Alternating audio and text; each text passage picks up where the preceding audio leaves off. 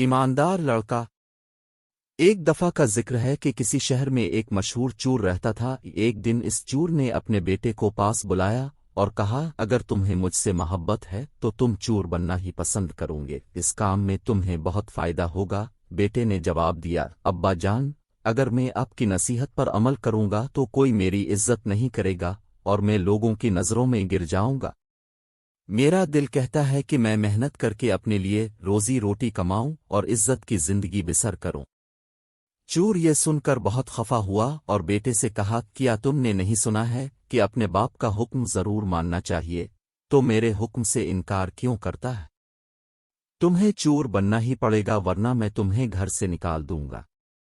لڑکا دوسرے دن ایک کسان کے گھر گیا اور اس سے ایک گائے کا سودا کیا اور وعدہ کیا کہ میں فصل کاٹنے کے موقع پر گائے کی قیمت ادا کر دوں گا۔ جب لڑکا گائے کو گھر لایا تو اس کے باپ نے سمجھا کہ یہ گائے وہ چارہ کر لایا ہے، اس لیے اس کو شاباش دی۔ چور کے ذہن میں یہ خیال پریشانی کا سبب بنا کہ کہیں ایسا نہ ہو کہ کسان کو گائے کا پتہ لگ جائے اور ہم لوگوں میں رسوا ہو جائیں۔ کچھ عرصہ بعد گائے نے ایک بچڑا جنا اور وہ خوب دودھ دینے لگی۔ دونوں باپ بیٹے مزے سے اس کا دودھ پینے لگے۔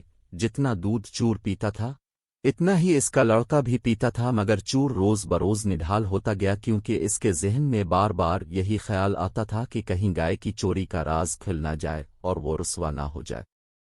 دوسری طرف اس کا لڑکا دودھ پی پی کر موٹا تازہ ہو رہا تھا۔ ایک دن بیٹے نے باپ سے پوچھا، ابا جان، اب روز بروز اتنے کمزور کیوں ہوتے جا رہے ہیں جبکہ میں تندرست ہوتا جا رہا ہوں؟ اس پر باپ نے اپنے دل کا اصلی حال بتا دیا۔ بیٹے نے کہا، ابا جان، اب کوئی فکر نہ کرے، میں نے وہ گائے کسان سے چرائی نہیں بلکہ خرید لی تھی، اس لیے کوئی اس گائے پر اپنا حق نہیں جما سکتا۔ جب چور نے اپنے ہونہار اور ایماندار بیٹے کی بات سنی تو وہ پھولا نہ سمایا۔ اس نے بیٹے کے سامنے وعدہ کیا کہ وہ آئندہ کبھی چوری نہیں کرے گا بلکہ محنت مزدوری کر کے حلال کی روٹی کمائے گا۔